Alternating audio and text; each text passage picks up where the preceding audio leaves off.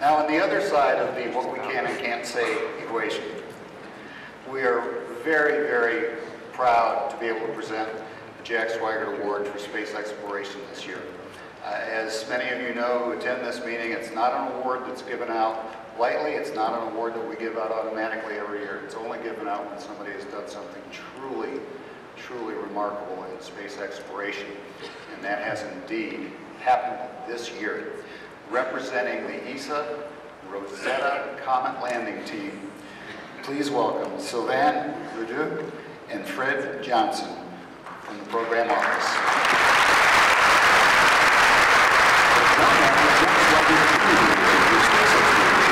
Honors the memory of the Colorado native by recognizing extraordinary contributions to the mission of understanding space through exploration.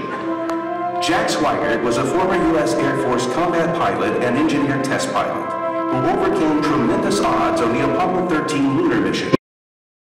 10 years maneuvering through the solar system to arrive at Comet 67P. As Rosetta orbits the comet, the 12-instrument probe conducts a variety of tests, takes photographs, and has dispatched the Philae lander to the comet's surface. After a suspenseful landing, Philae has already begun sending back historic images and information from the rocky floor of a comet as it hurtles through space. Rosetta and Philae will study the comet for a total of 17 months as it moves closer to the sun. For providing humankind with a new tool to observe and collect invaluable information about the cosmic bodies beyond our own, we applaud the Rosetta Comet Exploration Team, winner of the 2015 John L. Jack Swaggert Jr. Award for Space Exploration.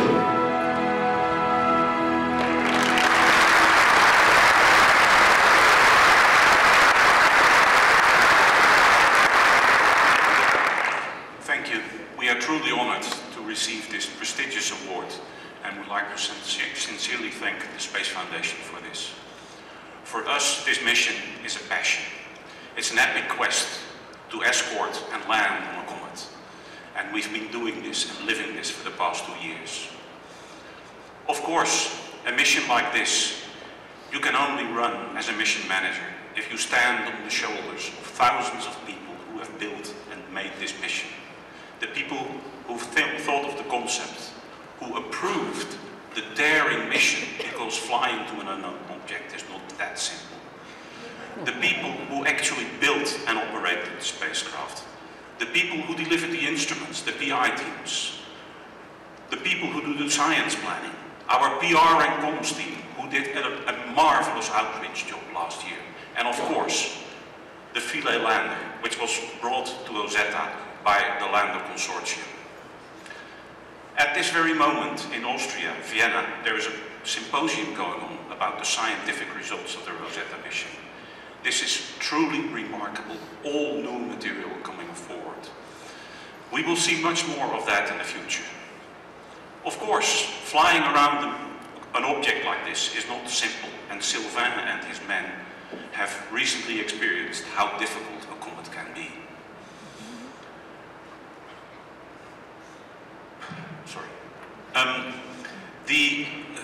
Of course, I would like to thank also our management at the European Space Agency, because they entrusted us with this mission and running this mission. For me, the important thing is we will never forget November 2014. Thank you very much.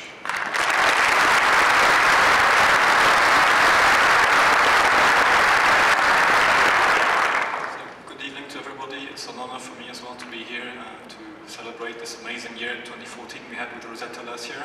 So from wake up from hibernation up to arrival at the comet and finally landing Philae on that comet. Of course, you can imagine that with the years there's been many stressful events, there's been also many emotional events. For example, sitting on console with live telemetry, live slides, flowing on our screens from Philae through Rosetta, which was more than 500 million kilometers away. That was really mind-blowing. As Fred said, there's many people working on Rosetta, and we're looking forward to share and celebrate this award with all of them when we're back in Europe. Thank you very much. Just 12 years after the launch of the very first satellite, we sent 2 men to the moon, Dr. Aldrin, Neil Armstrong. return the crew safely. In that same decade, we began to earnestly explore both the heavens and Earth with satellites. We reached nearby planets and here on Earth began comprehensive weather and climate sensing, creating global communication networks, connecting the world and giving our civilian military leadership the eyes and the ears to keep us informed and safe. However, there have been some times when our progress in space has not been as rapid. Doors open and we reach new heights when a rising generation of people, investments, and technology bring new passion, new energy, and ideas to the space business. After the dizzying successes of the 60s, I think we slowed. A nation capable of going from a tiny Mercury capsule Alan Shepard rode in to the surface of the moon in less than a decade grew more cautious and focused on other priorities. Space progress did not stand still, however. We built space stations and landed robotic spacecraft on the surface of Mars and continued the exploration of the solar system in the 70s. And we began building a space shuttle and explored reusing spacecraft. We used the high ground of space to make us more secure. But compared to the previous decade, I think the 70s were like us treading water. With a new wave of investments in the 80s, new doors opened. And they led to capabilities that made the first Gulf War what is now widely considered to be the first space war. It was an advantage noticed around the world. And every step in space, whether for civilian or military purposes, has led to unexpected new ways for that technology to make life better here on Earth. One of my all-time favorites, the Global Position System, that has led to precision strike and improved battlefield situational awareness, created many new industries around the country and the world, has probably saved more marriages than any space system in history.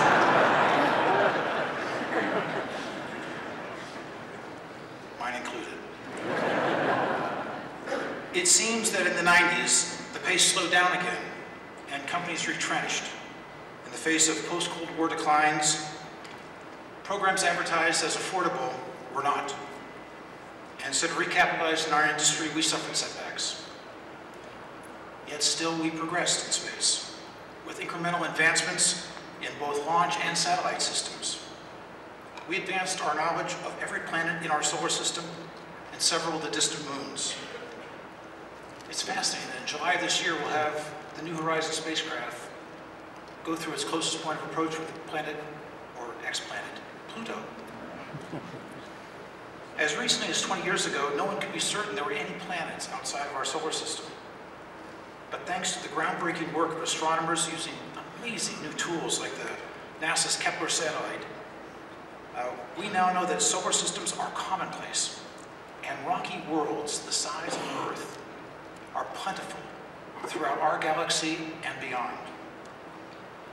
Textbooks are being rewritten. The Hubble Space Telescope continues to amaze after 25 years of operation this year.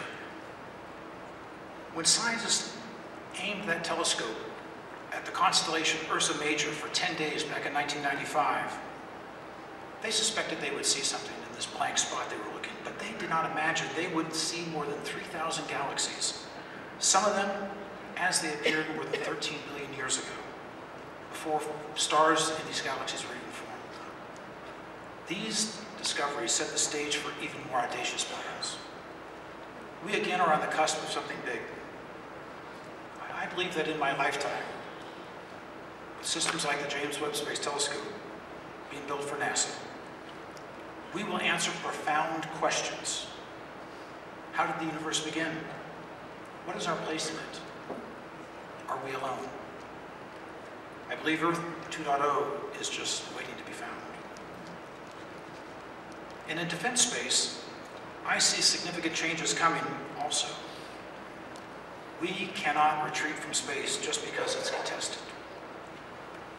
If the game has changed from a gentleman's sport like golf to a more rough experience like ice hockey,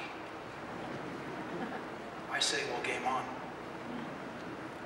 I spoke on this stage last year about our incredible new colleagues in the space business. And major advancements will be coming in and their accomplishments and their legacy will be there with them. And the youngest amongst them, the next generation, they're ready to rewrite textbooks and to change human history also. I think it's our job to encourage, to nurture, and support this new generation of entrants into the space business. They're developing new ways to get to space, new ways to explore space, new missions from space, perhaps most fun of all, new ways to enjoy space. They have the talent, they have the technology, and they have the passion. They will kick the next door wide open and unleash the incredible potential of our industry and move us to new heights yet again. I'm an optimist. I believe in this next generation and the things they will do. They will rock a mature industry ready for yet another revolution. And with it, the discoveries they will make and the things they will do will be far beyond what we conceive of today. We've tried to capture some of our legacy and perhaps some of our future in a short video. I hope you enjoy it. Thank you.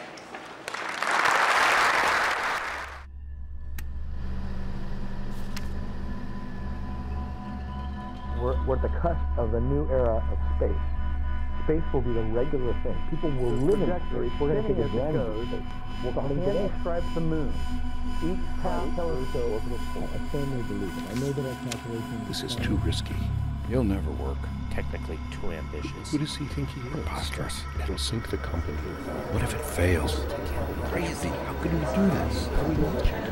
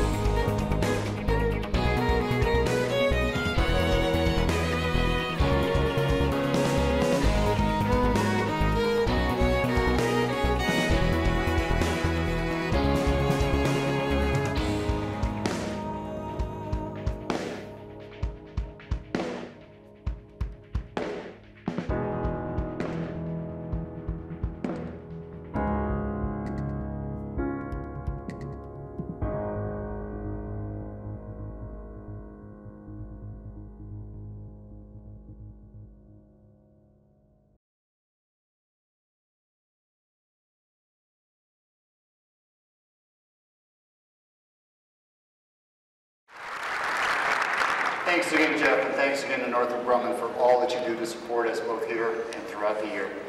And finally, one of the great traditions of the opening ceremony is some entertainment.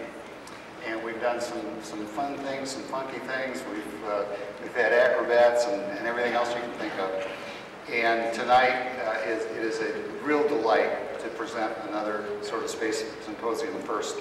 The group you're about to see is called Enra, and they are from Japan. And they have performed all over the world in a really unique fusion of acrobatics, juggling, dancing, laser lights, and everything in between. Please welcome Enra.